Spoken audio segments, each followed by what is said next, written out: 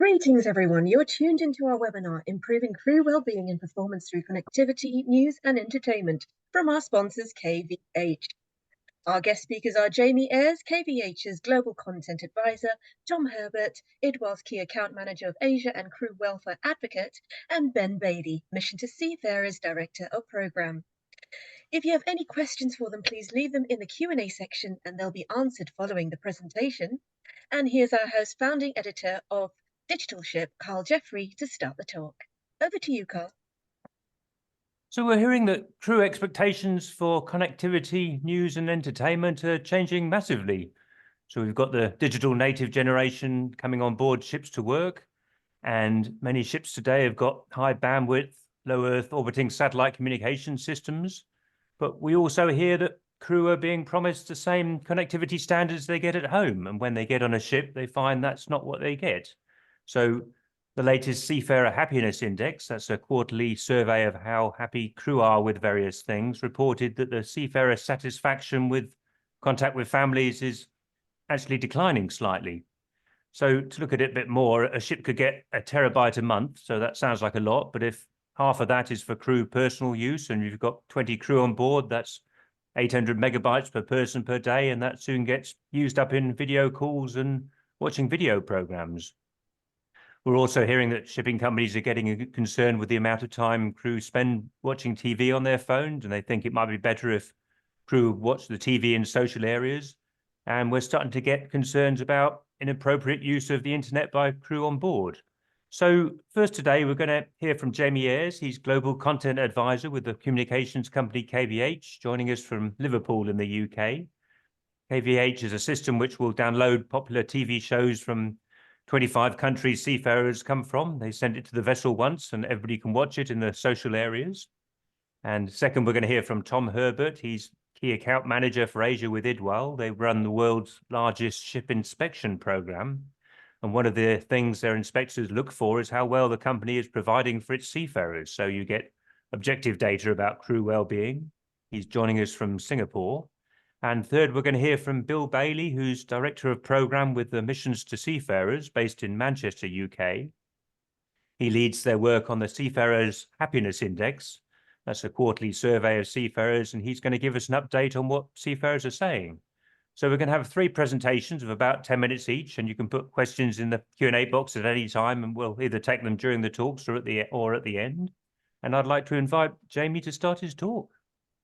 Thank you. Thanks, Carl. I'll just share my screen. Hopefully you'll all be able to see this.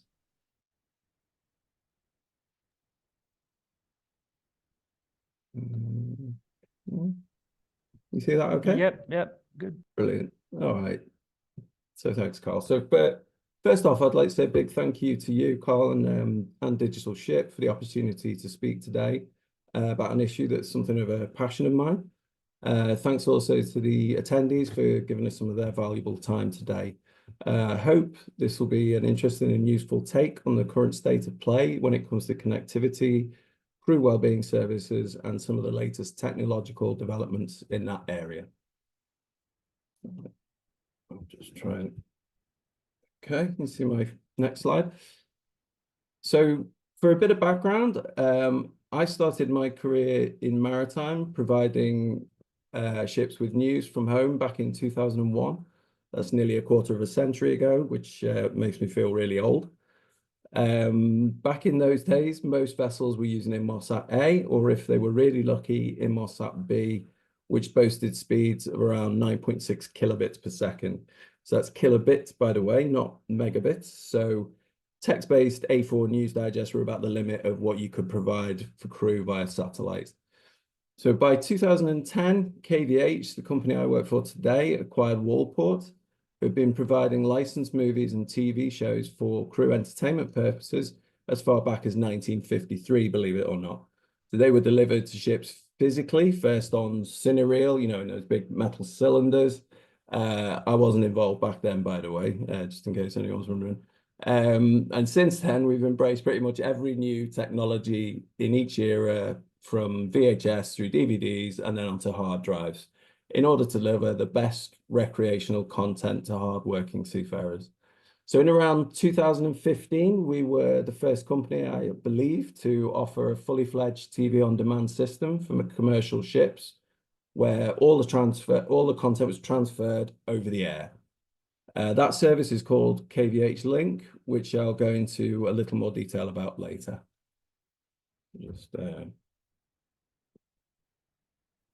So hopefully you're seeing my slides. Yep, all good. So the new challenge. So before I go into a bit more information on KVH Link, I'd like to give a quick overview as to why I feel these kind of services are so important for seafarers and ship managers alike. From the seafarer's perspective, these are things that I think, a lot of us have come to take for granted on land. When you sit down with your family in the evening and watch a movie together, you're not just watching a rom-com or the latest football highlights. What you're actually doing is enjoying a shared human experience with people that you love and respect. Well, at least hopefully you do. I'm not sure if my kids would necessarily agree with that. Now, it might not be exactly the same on a ship, but arguably these things take on even more importance when you're away from home for months on end and you need to forge healthy relationships with your fellow seafarers. So many of your colleagues will be of different nationalities and cultures, and all of this is concentrated in a tight-knit, occasionally high-pressure environment.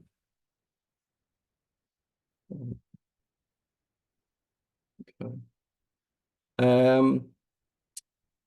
So for the ship manager, I think, we're all aware that crewing departments are competing for over a shrinking pool of skilled, qualified cadets.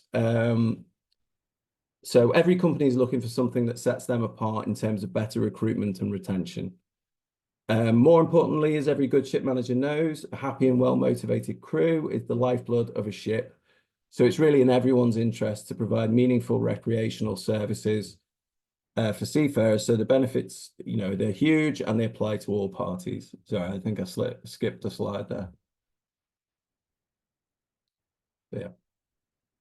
Okay, so what does next gen connectivity offer for crew?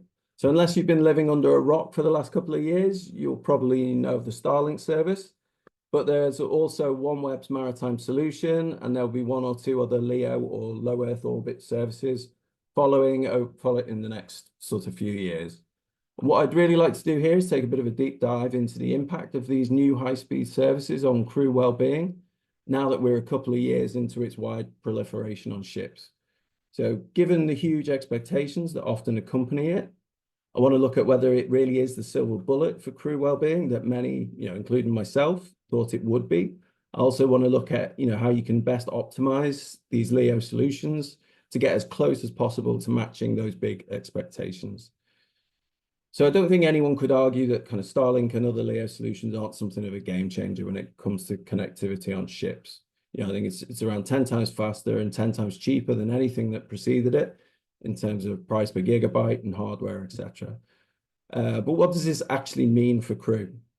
Well, primarily, it unlocks a host of digital services for seafarers that many could only dream about previously. So all of a sudden, video calls to family are largely smooth with little buffering. Social media is instantaneous, watching those funny cat clips on YouTube without endless frustrating pauses becomes a reality.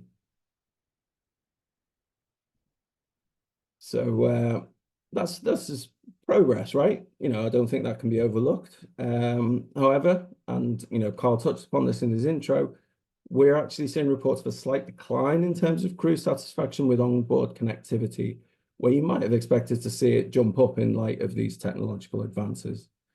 So one possible reason for this disconnect is perhaps there was an initial level of hype or expectation that it was always going to be a struggle to meet in the very unique environment of a commercial ship.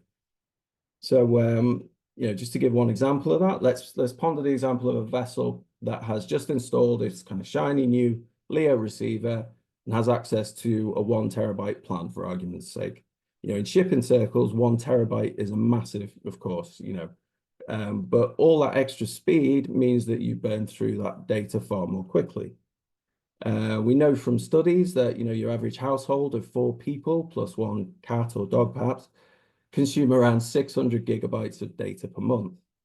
A commercial vessel is likely to have 4 or 5 times that number. And if one of them wants to talk to other members of their family or the cat, they can't simply walk into the next room and have a conversation. They have to do it by video call. So the demands on that 1 terabyte are already much higher than in a domestic setting. And that's before you even get started on the ship's operation requirements, of course.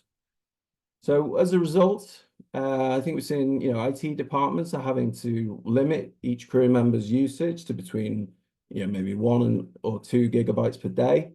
It's interesting. I mean, I actually recall conversations with both seafarers and crew in departments a year or 2 back, and they were asking me, why would they need a crew entertainment service like KVH anymore?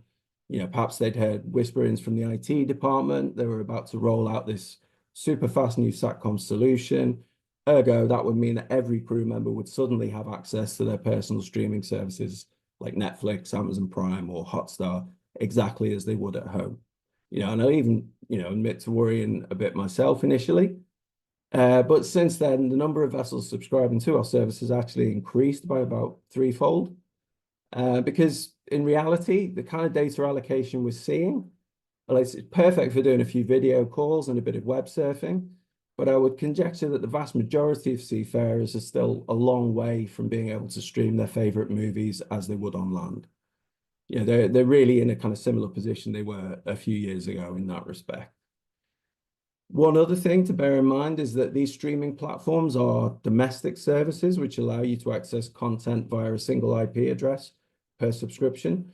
So depending on which land station you egress out to, you're only going to get access to the service for that region, or you're going to be blocked from viewing anything except content that they have the global rights for.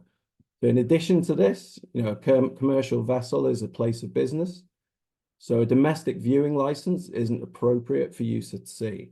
The sea is deemed by most studios and distributors to be a specific region with its own specific licensing requirements dependent on vessel type and flag. So there are a number of complexities that mean that LEO SATCOM services aren't yet able to provide commercial seafarers with anything like the same kind of entertainment services, that they enjoy on land. Okay, so that's where a solution like KVH Link comes into its own, really. So all the content that we provide has the requisite license for viewing at sea. It's targeted at the main seafaring demographics, so that's including, 65 plus daily news editions in around 25 different languages, 10 plus daily news video shows covering different regions, blockbuster Hollywood, Bollywood, and Tagalog movies, etc. We do our utmost to ensure that the news we provide is as unbiased as it can be in these polarized times. And we take care to ensure that all of the content is culturally sensitive and appropriate for viewing in a working environment. So furthermore, providing a service like a single daily ABS-CBN Patrol Filipino news show, for example, that's just catched on board for unlimited viewing. We send it once and everyone has access to it for the rest of the day, or day or two. That means 10 or so kind of seafarers maybe needn't individually go back to shore to get similar information, using up far more data. So it's, if you're going to get the best out of these new LEO SATCOM services, I'd argue that the key is to really optimize your bandwidth by providing entertainment and news services. So this then frees up bandwidth to be used for other things like video calls with family, social media, finance apps, and that kind of thing. Okay, so one other trend that I'm seeing is that although we do have dedicated apps allowing our content to be enjoyed on personal devices or web browsers, many ship managers are opting to give access to our services via set-top boxes in the rec rooms only. It's basically to encourage more social interaction on board and reduce the danger of digital isolation. So things like karaoke, mindfulness clips, funny cat videos, and much more are included. And all of this, helps turn the rec room into a kind of entertainment or wellbeing hub within the ship. We often hear that the master will actually schedule time for the crew to relax together with a movie screening in the evening, or listen to a short mindfulness clip together in the morning to start everyone's day in a positive frame of mind. So to wrap up my comments, are Leo services a game changer for seafarers? Yes, absolutely. However, I'd argue that they aren't necessarily a silver bullet in terms of crew well-being when it comes to connectivity, at least not on their own.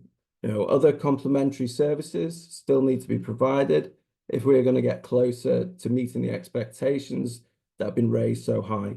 So in doing so, I think we can truly provide something for seafarers that starts to look like the same kind of digital reality that they're used to at home, and hopefully start to see those connectivity feedback scores start to go up. All right, thanks for listening, and thanks for your patience with the presentation glitches, but I'll hand you back to Carl. Yeah, very good, Jamie. So if anybody's got questions for Jamie, put them in the Q&A box and he can answer them by typing. But now we'll go to Singapore. So Tom Herbert manages a team of inspectors for Asia Pacific for Idwal, who ask on board ships what kind of SATCOMs they've got as one of many questions they ask, and he's going to explain what the inspectors are seeing. So I'll pass over to Tom. Cheers. Thank you very much, Carl. Let me just start this through. There we are. So, thank you very much, Carl, and thank you very much for having me on the panel. First of all, it's great to be talking alongside Jamie and Ben. And to reiterate what Jamie said, thank you very much for everyone for taking the time out of your busy schedules to kind of listen to us today. So, as Carl said, my name is Tom Herbert. I'm a key accounts manager and crew welfare advocate for Idwal, and I am based in Singapore in our Asia HQ.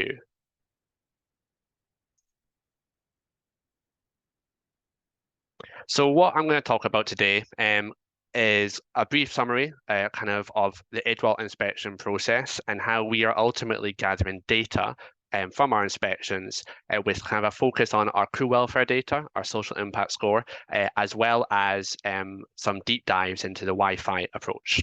So at our core, Idwal is an inspection company. So we go on board and we inspect vessels for a variety of clients for a variety of reasons. So how does this inspection process work? So our highly trained surveyors go on board to provide a fully objective assessment of the condition of the vessel. These surveyors are often ex-seafarers who are empathetic to the welfare issues that current seafarers experience on a daily basis. I myself am an ex-seafarer, and a number of my colleagues at Idwal are as well. We've all firsthand seen both the good and the bad elements of working at sea, and this is where the passion comes from. So the data gathered through the is gathered through a smart PDF checklist, which allows us to gather over 500 data points per inspection. This is all reviewed by our in-house technical team, who, as mentioned, comprise solely of ex-seafarers, to verify that an honest and realistic assessment has been conducted. This data is gathered and categorized by our in-house data and software teams to ensure a standardized process is maintained at every level. This allows for the integration of data into various sources, as well as it to be interrogated for specific use case studies. And one such example of a use case study we have conducted is the generation of the Idwal Social Impact Report. This was launched in March of last year and covers a snapshot of data taken between the 14th of April 2022 and the 25th of September 2023. It covers 5 main ship types, so bulk carriers, container vessels, gas tankers, general cargo vessels, and tankers. For the purpose of looking specifically at the social impact onboard conditions of crew and the company's alignment of ESG policies and seafarer welfare at a vessel level, our inspection methodology has been adapted and represented as a social impact score, or the SIS. This uses 50 existing data points from the regular inspections we conduct over 10 pillars called the Idwal 10 social impact pillars. Our surveyors collect the data across the pillars, and the social impact scores generated are aggregated to an overall metric to benchmark and identify strengths, deficiencies, and improvement opportunities against the 100% target.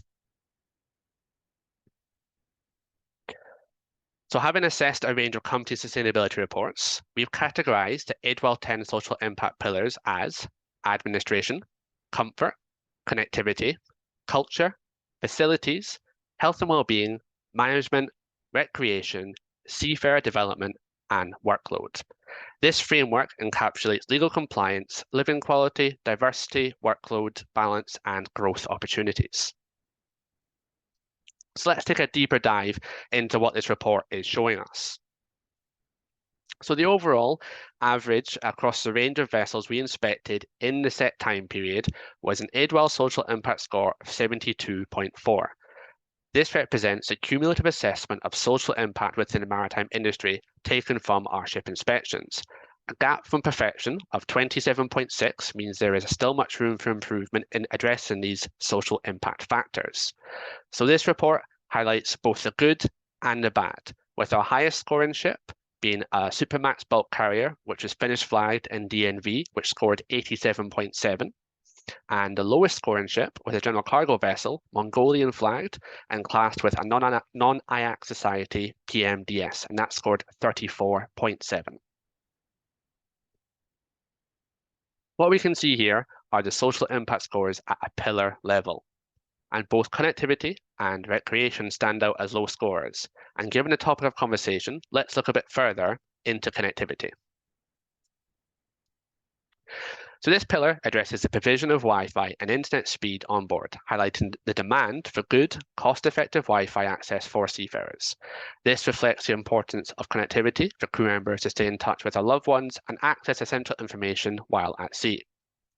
The very low average score of 5.4 out of 10 for connectivity indicates major deficiencies exist across vessels. Providing seafarers with sufficient shipboard connectivity comparable to land-based standards should be a top priority to be addressed to address this worst performing pillar. So during our inspections, as mentioned, we gather data whether or not Wi-Fi is on board.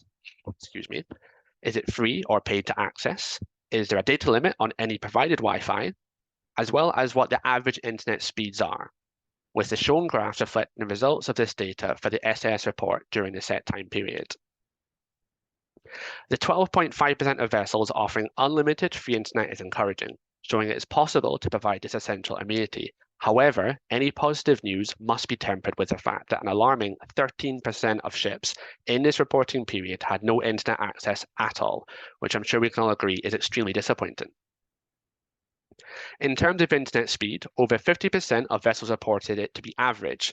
This indicates they were able to access social media apps and websites with ease, while around 20% reported it to be fast, which indicates it's able to stream music or short videos in low quality, or very fast, which indicates it's able to stream in HD quality. This indicates to us that when internet access is provided, it is often to a generally good speed standard. So as mentioned, the data from the Social Impact Score report covers a time period from April 2022 to September 2023. However, we gather this data on every inspection we conduct. So why not? So let's have, with over 10 inspections being conducted on a daily basis. So let's have a look and see if there have been any changes or improvements from September 2023 to the present day. So during this time, the connectivity score has increased to 5.9. This is a 0.4 point increase from the initial data in the previously shown SIS report. This is a positive improvement, but it still falls notably below the scores of other various pillars, with plenty of room for further improvement. So what we can see here is again updated versions of the questions we ask on board, being what was Wi-Fi provided on board, and what is the approximate average internet speed. So if we look to compare these, the number of vessels that reported to have no internet access at all was previously 13%. This is now reduced to 6.7%, which is quite a significant reduction. In terms of vessels that have free and limited internet access, this has increased from 55% to 63.9%. And those that have free and unlimited access, which really is the goal, this again has increased from 12% to 14.5%. So these are clear positive changes indicating that access to Wi-Fi is improving. When it is also being provided, it is also looks to be free, which again is a positive. In terms of the internet speed, the vast majority, around 55%, reported it to be of an average speed, which remains roughly the same. However, the number of vessels that reported it to be either fast or very fast increased from 20% to 28.9%. So when internet is provided, it appears as if it is being provided at faster speeds, and this aligns with the widespread introduction of systems such as Starlink, as Jamie mentioned in his previous presentation. So I think here the value, I believe that what we can see here is that the value and power that data has in providing an objective assessment on welfare conditions. However, we are not in a position to make significant change within the industry. Collaboration from a number of stakeholders at various levels is needed to ensure that the required improvements for welfare can be implemented. Thank you very much, and I'll hand you back to Carl. Well, thank you very much, Tom. So now we'll go to Manchester in the UK. So I think so many people must have seen the amazing Seafarer Happiness Index. So now we're going to see the guy who's responsible for running it. So I'd like to pass over to Ben. Cheers.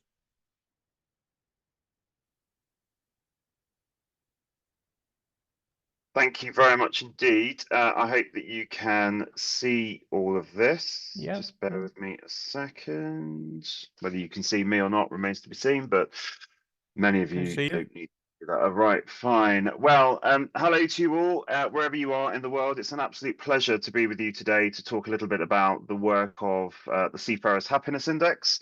As you've heard in the introduction, I am from the Mission to Seafarers, and my department is responsible for much of our wellbeing work around the world, including our new Seafarer app, Happy at Sea, which is just being rolled out now to seafarers, which is the world's first digital seafarer centre in their pocket, our family support networks in India, Philippines, Myanmar, as well as our mental health and wellbeing programs in financial literacy, suicide awareness, and communication. Before delving into the core of today's presentation, I'd like to very briefly just touch on the work of the Mission to Seafarers, which I'm sure many of you within the industry probably don't need too much of an introduction to. But it's worth noting some of our highlights and statistics over the past year. We've been supporting seafarers and their families for 168 years now, and currently we operate in 200 ports across 50 countries.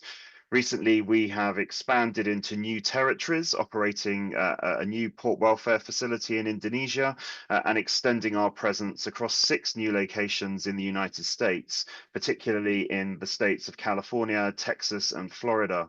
In 2025, we will be further expanding our work to include Poti in the Black Sea, Piraeus, and also hope to be opening a new work in Saudi Arabia. With more than 120 seafarer centres, we serve approximately 500,000 seafarers and their families every year.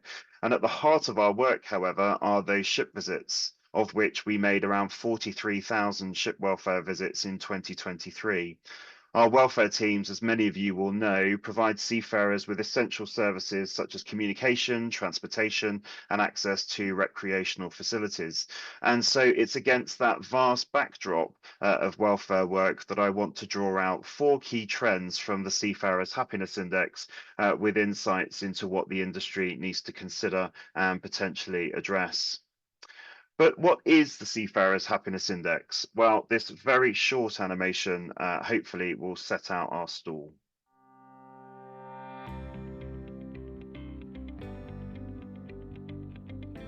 What makes you happy at sea? It might be your work, your friendships on board, or simply having the chance to travel the world. With 90% of world trade conducted by sea, the welfare of the 1.89 million men and women working at sea is critical. The Mission to Seafarers knows that seafarers make huge personal sacrifices in order to keep the world fueled and fed, and we want to share your stories. That's where Seafarers Happiness Index comes in. This short survey is your chance to tell the industry what you think of working on ship, the good and the bad. We share the results with industry, so they know what they're doing well and what needs to be improved. So, make sure you have your say by completing the survey on every trip, either by talking to your port chaplain or visiting seafarershappinessindex.org. It's easy to complete. There are questions on issues ranging from wages, food and shore leave to how you feel mentally and physically. You simply score how you feel about each. The survey is completely anonymous. It's your chance to tell industry leaders about all aspects of life at sea. We know that happy, healthy, engaged seafarers are less likely to have accidents and are more likely to have long, successful careers contributing to a thriving industry. Together, we can help everyone be happy at sea. Take the survey. Visit seafarershappinessindex.org. Next year, the Seafarers Happiness Index celebrates its 10th anniversary, and it's fitting that this event should be sponsored today by KVH, who themselves began the very first version of the index those years ago. Over 10,000 seafarers participate in the survey, with vessel owners also using customized versions to benchmark their results. And whilst the index is not intended to be conducted in a scientifically rigorous environment, it does provide a valuable snapshot of seafarer sentiment at key moments in their lives.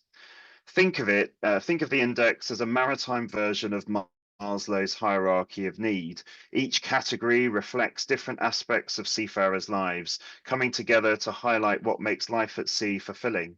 Encouragingly, our latest scores, which will be published in a couple of weeks, show positive trends in general happiness, connectivity, which, as we've heard, is up actually from the last survey that we published, but also on wages and training. However, these numbers can fluctuate with changes in the industry or global events. As I say, the full report will be available on October 28th, but for now, let's focus on 4 key themes. And as it's the key theme of today's webinar, let's focus particularly to start with on connectivity. The arguments for connectivity are very well rehearsed. We've all heard them, and indeed we've seen some of that this morning. And whilst more seafarers now than ever have access to communication than ever before, it is also beginning to throw up new challenges. Many officers in particular are now reporting being overwhelmed with calls from their shore-based offices. As one captain wrote, and I did have to clean this up, but he wrote, "I don't have time for this," said the master. "Either you trust me to command this vessel or you don't." Additionally, despite technological advancements in some locations, access is limited or banned, which further isolates those crews. And this is leading to an enhanced sense of frustration, especially when they have been so used to having access on board and they're so reliant on that daily interaction with their loved ones, because it is so important for them to be able to reconnect with love, with home life, but also to reconnect with a sense of normality. Connectivity is vital, but we're beginning to also see some of those unintended consequences. And increasingly, anecdotally from our own teams around the world, seafarers are now coming and seeking advice from our teams on issues like gambling and addiction to other websites.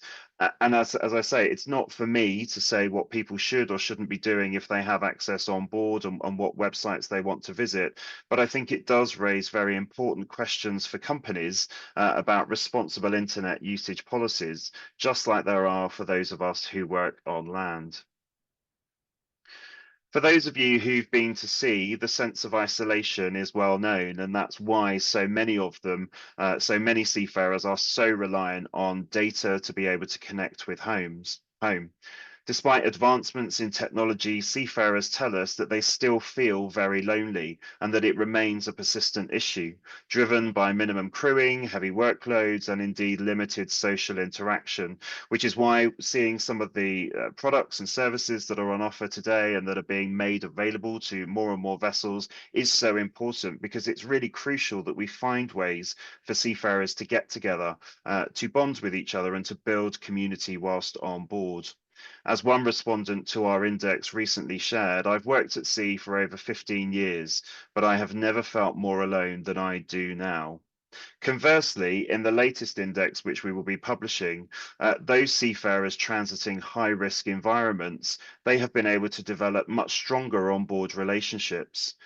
It's easy to forget that seafarers are often the first to face global unrest. And those rerouting away from conflict zones like those in the Red Sea are beginning to report stronger camaraderie. As one said, the bonds that we're forming are vital for our security. Whilst most respondents to the index are male, we have seen a steady increase in female participation over the last couple of years. Their concerns often mirror those of their male counterparts, although issues like sexual harassment and assault are predominantly raised by women, particularly those working in the cruise industry. And again, because they're able to have onboard communication, it means that they're not alone, they're not as isolated, and they're able to find the resources and the support networks that they need. To address mental health challenges, we launched 2 wellbeing courses, and our We Care program explores the connections between money, communication, and mental health. And we are also supporting the industry in the difficult area of suicide awareness. Our teams are increasingly encountering deaths on board, some sadly attributed to suicide. And it's interesting that the issue often comes up in the Seafarers Happiness Index, where seafarers anonymously share their struggles.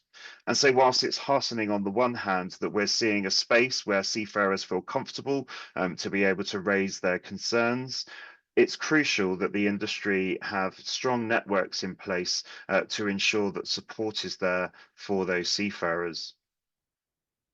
Shore leave remains a critical issue for seafarers worldwide. We all understand the importance of getting off the ship and reconnecting with everyday life, yet many respondents express frustration over the limited availability of shore leave. In some sectors, shore leave is even seen as an inconvenience, and policies have indeed remained stagnant since the pandemic. And I've had a number of organisations privately report that to me over the last number of years.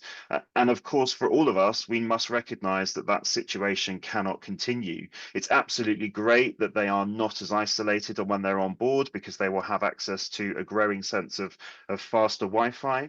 But it's also important that they're able to get away from the ship, and it's not an either or, that shore leave still remains a crucial issue, because the psychological toll of remaining isolated and restricted from getting offshore is significant, and we must advocate for the restoration of shore leave to pre-pandemic levels. The final issue that regularly comes up in the Seafarers Happiness Index is one of financial concerns, and perhaps the fact that they are constantly now being able to communicate with loved ones, they're able to understand perhaps a bit more about what some of the issues are that are going home. As many of us will know, particularly in the Philippines, one wage of a seafarer will support up to 14 members of an extended family. And so the pressure on them to maintain that wage and to maintain that income is so important. But there continues to be a growing sense of financial illiteracy within some seafaring nationalities. They're struggling with basic concepts such as compound interest, pensions, and savings. As one respondent says, and it's common amongst many of the responses that we get, I live from month to month and I send almost everything home, but I know that we have no savings, and so if I get sick between contracts, we couldn't afford the fees. Recruitment fees also remain a significant problem for some seafarers, particularly in places like India, but also in Ukraine and in the Philippines. And in a survey recently carried out by the Mission and by Liverpool John Moores University, over 20% of respondents have been asked to pay recruitment or placement fees. The stress that finances have on our mental health cannot be underestimated. And the Seafarers Happiness Index regularly receives comments from seafarers who are unsure of where to turn. For those who have paid recruitment fees, or for those who are dealing with the burdens of debt at home, very often they are coming to us and they're using words like depression, anxiety, relationship breakdown, and poor sleep to describe the impact. There is a lot more analysis in the forthcoming report that I say will be reporting out on the 28th, and there isn't enough time today to be able to go through all the different aspects that are within the happiness index. But if you scan the QR code, you can connect both with me, but also connect about the Seafarers Happiness Index, and also read about some of our wider work within the mission. The 4 themes I've mentioned, connectivity, isolation, shore leave, and financial stress, are perhaps the most chronic when it comes to understanding the issues that crews talk about. But actually, it's by having that connectivity on board that those seafarers are able to reach out and find the resources that they need, be that talking to an organization like mine, but also seeking advice from the equivalent of a Citizens Advice Bureau, but also keeping in touch with families so that they can set appropriate boundaries, they can set appropriate plans, and that they can work together to deal with whatever personal issues that they are dealing with.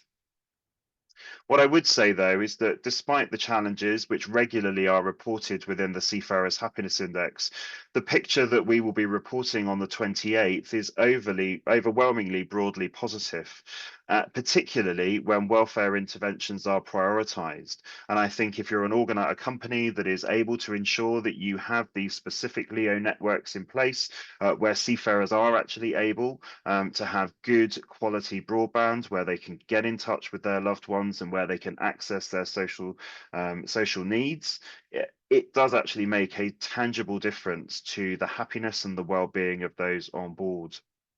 Most importantly, I would say that the Seafarers Happiness Index confirms that seafarers are finding their voice. They're speaking up, and they are demanding change, and they're not afraid to do so. The challenge for the industry is, will we listen? Thank you very much. Wow, thank you very much, Ben. So that's fantastic. So now we're going to the discussion time. If you want to just stop sharing, Ben. So we're open to questions now. What I thought to start the discussion on, so if we imagine a viewer being an IT manager of a shipping company or a crewing manager of a shipping company, so trying to distill all this into what's changed. So obviously we've got this point that Starlink and systems like that are great, but you need to manage it very carefully, otherwise you could get decreasing expectations. And then I don't know how a crewing manager uses your ideas, Ben. I think it's a bit like being a parent. So I'll get concerns as a parent, my own children spending time in their rooms on computer games, like many parents, and it's kind of somebody like that, I suppose, is if people you can't stop people gambling on board, but you can get them talking to other people more, and that may mean other people are aware of what's happening, and that's perhaps something a crewing manager or IT manager should think about, even if that's not something they traditionally did. I don't know if that's anybody wants to start with a discussion about how we distill these into what a IT or crewing manager should do. Yeah, I mean, I'll jump in on that. Sorry, but I don't know if Ben was about to, but I just say from our perspective, I think, what's important to remember is that as you say, you can't really coerce or force crew to behave in certain ways necessarily. And that's, obviously to suggest so is patronizing. But I think what you can do is provide the environment, provide alternative kind of things for them to spend their time in more meaningful ways, that's going to kind of improve their quality, their well-being. If you just put the infrastructure in place, then as long as it's there, then you have it, and it's more about kind of gently encouraging that sort of behavior that's going to ultimately kind of work out better for everyone. Just to kind of add on to what Jamie said there, I fully agree. I think like welfare itself is such an inherently subjective topic. Like what makes me happy might not make Jamie happy, might not make Ben happy.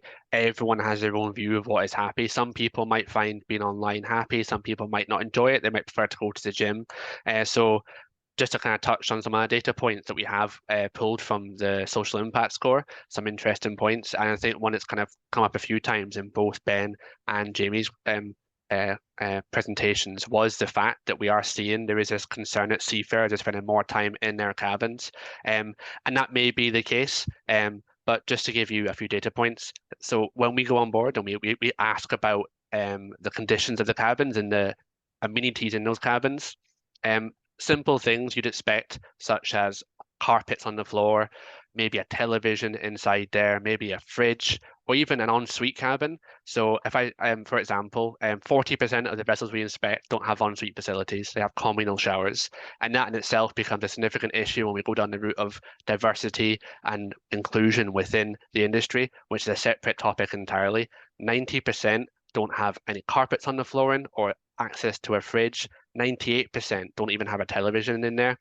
And that may seem like as if I'm a ship manager, you think, well, why would I put a TV in there? But welfare is all encompassing, and we have to listen to what the seafarers are saying, which is why there's such value in the happiness index and hearing that voice a bit, and then actually act on what they're saying and try and just raise the bar slowly. So what could be little things like having a TV or a fridge or a carpet, that's fully achievable. And by implementing that, you can build upon that and start to make welfare more accessible for everyone on board. Yeah. I mean, oh, go on, Ben. No, I was just absolutely. I agree with exactly what Tom and Jamie have said. But I think crucially in all of this, it is about listening to the seafarer, and it's about giving them, you know, as I said in my presentation, it's not for me or frankly, I think anybody else to say you must do this with whatever it is you've been given. It's about making sure that they have a range of resources and a range of activities that are on board in the most holistic fashion that's possible, and then giving them the choice. You know, seafarers are incredibly competent, well educated. You know, very decent people who are very technologically minded and know what they want. And you know, it is not for anybody to be telling them what they should or shouldn't be doing. But I think having that framework and then letting them choose is really important. The other thing that's really important is not just relying on data that is coming from, you know, groups like mine at the Happiness Index, but actually having real direct interactions with the seafarers, particularly if you're a crewing manager. Some of the bespoke indexes that we run for vessel managers and ship owners directly, once they've had their quarterly or their annual report, however they want it, they then sit down with a selection of their seafarers and they talk about some of the issues that they raise, and then crucially they make changes based on what's been said, because actually if you listen it's one thing, but you need to act on it, and that's where we see the most positive change within those seafarers who in terms of their happiness levels, but also their general view about what life at sea is like. Wow, got a question here from Vincent Jolly, who's with Bureau Veritas, Marine and Offshore Smart Ship Manager to Ben. Do you see an evolution of the mission to, I think that's seafarers clubs in the post-COVID era with increased connectivity? So it's a mission to seafarers having a lot more to do when they're yeah, I mean, you know, the mission has always had a role to play in terms of providing communication to seafarers, you know, and we still provide a significant number of data cards on board ships, because even where there is data that's available, if it's very expensive, then it's very often cheaper for seafarers to come and get data cards from other sources. So I think absolutely our job is to very much look at what seafarers want, and to change our seafarers centers accordingly. You know, we're fortunate with our 121 that we've got around the world. Some of them are very large, like, you know, huge, great big facilities such as the ones in Hong Kong, to very, very small centers. And we're beginning to transition to much more smaller centers that are crucially accessible 24/7, so that seafarers, when the ship comes in at whatever time of day or night, they get access to a key code, they can go alongside, they can go to that center, and then they can use the free Wi-Fi, they can use the facilities that they need. So yeah, absolutely, in a post-COVID era, and particularly when there is such a high demand for connectivity, it is incumbent on everyone, not just within the welfare space, but in the entire sector, to be listening to those seafarers and responding to their needs accordingly. Yeah, I've got crew isolation on my mind. So the latest Seafarer Happiness Index, the two things that went down was shore leave, which is kind of out of everyone's control, but interaction also went down. I had a row with my 11-year-old son this morning. I did what a lot of parents had done. I took his computer away. I thought that was a core of a lot of his problems. He's not eating and he's staying in his room all the time, you know, but I don't know how shipping companies can do this. I mean, I guess this thing with the TV, Jamie, that's having a live program. I think that's a classic, you know, example really. It's a great example, isn't it? There's two ways that you can look at that, right? There's two ways you could say, right, I'm banning that. I don't want that happening, and you know, and I don't want you after a certain time. You know, I want you.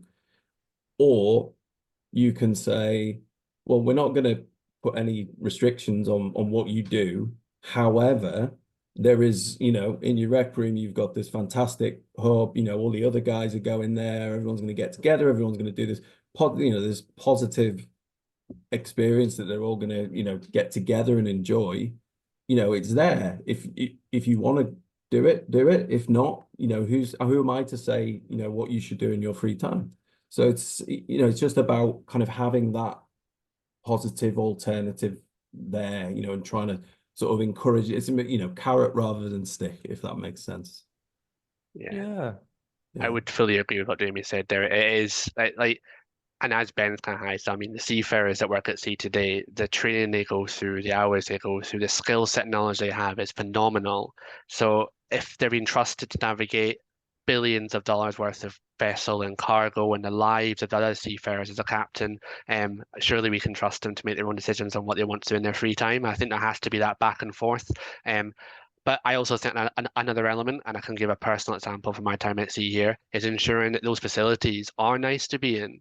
So I was on one ship, everyone smoked. I didn't smoke at all. So the recreation room was a smoking room. So if I wanted to socialize with crew members, I had to go into a room that I couldn't see my palm in front of my face, that was thick with cigarette smoke.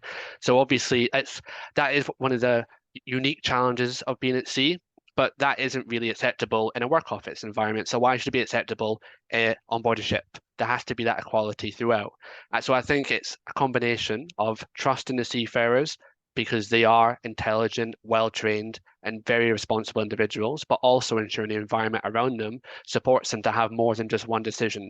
So they can go to the gym, they can be on the internet, they can socialize, whatever it may be, they have the choices to do so. Yeah, it's a very interesting but difficult question, because I mean, a lot of digital tools have this addictive element to them. I'm not just thinking of gambling, but that as well, but also social media and computer games, and how far you go to as a manager or even an onboard and crew to. I mean, for even the mental health. I mean, people say one of the most important things is keeping people talking, isn't it? So if people are isolating themselves and nobody knows if somebody's having a problem, or I don't know, is it? But I would also say though, Carl, that it also comes down to leadership, and and we see in the index that there is a huge amount of pressure that is being put on, particularly masters and officers on board ship. They've got enough work to do, but actually it also ensures that we also need to look at some of those softer skills in training that those seafarers receive, because actually those ships that are the ones where are the most happy, for want of a better term, are where you've got a choice in terms of what you want to do, but also there's some expectation being set by the leadership on board, and saying, actually, we've got some downtime on this particular part of the crossing, so we are all going to get together and we are just going to spend some time chatting about how brilliant Manchester City is, or whatever it might be. So it's really important that leadership is not just fed from shoreside, but that it's embedded into the leadership on board. But also what's really important around this is the cultural element, and understanding that people react in different ways. If I ask a Filipino seafarer how they feel about what's going on, how's your day going? Everything's brilliant. Everything's perfect. They're really happy. And it takes quite a while to build up that trust before they then are able to perhaps talk a bit more real about what's going on. So we also have to understand that people react in different ways. And that's where it's really, really important. But that's where I think something like, what we're seeing with KVH today, actually having things in different languages, in different ways that they can respond, is really important, because it gives them an outlet through which they can actually experience and talk about what they're going through. Oh, very good. I think this question coming in now is for Tom. So Rena Sowler on LinkedIn, I think she's a consultant in Liverpool, partner of Liverpool-China Partnership. What's the evidence that connectivity improves seafarers' performance? Is there evidence, or are we just assuming it does, or is that It's a good question. Excuse me, it's a very good question. So I think connectivity, as we've kind of been discussing here, that only forms one part of the overall welfare on board. And I think if we were to look at it just for a second, taking a step back and not even acknowledging being at sea, just being a human being. If we've got any tasks to do, if we feel happy and we've got a positive attitude and the environment around us is supportive and we can have good welfare, naturally we're going to do well in that environment. So if we now translate that to being on board, if you factor in the long contract lengths, the long work hours, the high stress environment, the often minimal ability to get a full 8 hours sleep over the course of a night for a variety of reasons, whether it's shift work or whether it's alarms, whatever it may be, it becomes a very challenging environment. So that then leads to the safety issues. So if you're tired, you're more inclined to make a potential mistake, and there's lots of studies in the industry that provide that. So the data that we've been gathering, there is a kind of a potential correlation that happy seafarers and seafarers that have good welfare on board, the condition of the vessel reflects in that. So better welfare conditions, better vessel conditions. And this isn't just a physical condition, but also the management conditions. So things like port date control history, class history, so on and so forth. There does seem to be that connection that if you can provide good welfare conditions and you can build almost from the ground up to ensure the seafarers, the ones running the ship, are happy and looked after and have a positive environment, that spreads further throughout. So yeah, I would say, in my opinion, yes. Oh, very good. So we're going back to France for our next question. So I think this is for Jamie. So Vincent Jolly from Bureau Veritas is asking, do you have figures of ship data consumption growth with the impact of LEO? I mean, you mentioned your subscriber data has gone up 3 times more subscribers, which is a phenomenal number. Yeah. I don't know if you can answer that one in 2 minutes. Can you? Yeah, well, off the top of my head, the short answer is no. I don't have exact figures of it. I mean, my focus really, what I do in our side of the business is very much content. You know, so it's certainly stuff that we can, you know, we can look into, and I guess maybe Tom and Ben may even have more, you know, figures on in terms of how that started. There's also things worth remembering that the LEO stuff is fairly new. You know, it's quite a you know, I think we're still feeling it out. We're still kind of people who are adopting it. You know, the earliest adopters probably put it on board about 2 years ago. It takes what time for these things to settle, and for people to get a real feeling of how that kind of, you know, how that's going to impact on ships. And that's where, you know, I think controlling it is really important. You need, you know, we have a service called or a system called Combox Edge, which kind of puts all the kind of, you know, allocates data and does all that kind of stuff, blocks certain things and allows other things. You know, it's just really all about optimizing what you have on board, really. Wow. So 1 minute left. Henri Manor or Henry. So he's from Finland, according to his LinkedIn. He works for a communications company called Pentonet. He's asking shipping companies running town hall kind of meetings for all the crew, like a get together. You want to give a 1 minute answer to this, Ben? I think you said they do sometimes, but we're treating people as adults. We're not forcing them to do things, is it? Yeah, I mean, certainly we have heard of those kinds of experiences. We also know that there are plenty of, you know, conferences that happen that are run by some ship owners, and then they bring everyone together. So there's an opportunity for them to speak. I think it's the key thing to all of this is that the technology is there to ensure that seafarers can form part of the wider maritime community, and that we don't just see them as connected but slightly separate part of the industry in terms of at sea and onshore. You know, for the first time, it's going to bring people much more closely together. And I think that's what's really exciting and very important. The crucial thing is that we listen to them, we understand what it is they're talking to us about and what they're experiencing and what they want, and then actually that we respond to that. Well, fantastic. Well, my summary of all of this is there's a lot changing driven by these low Earth orbiting satellites, and people should be a good idea to keep up to date or follow what's happening in the changes and what's happening on board ships, because this can be hard to find out. But thanks ever so much, Ben and Jamie and Tom. That's fascinating. And I shall pass back to Farah for the closing words. Cheers. Thanks to our guest speakers, Jamie Ayres, Tom Herbert and Ben Bailey, and our audience for today. You can view a recording of this webinar on our YouTube channel. We'll send you the link soon with contact details if you have any more questions. Our next webinar is on the 22nd of October with weather news. You can book this via our website or newsletter. See you there. Bye-bye. Cheers. Thank you.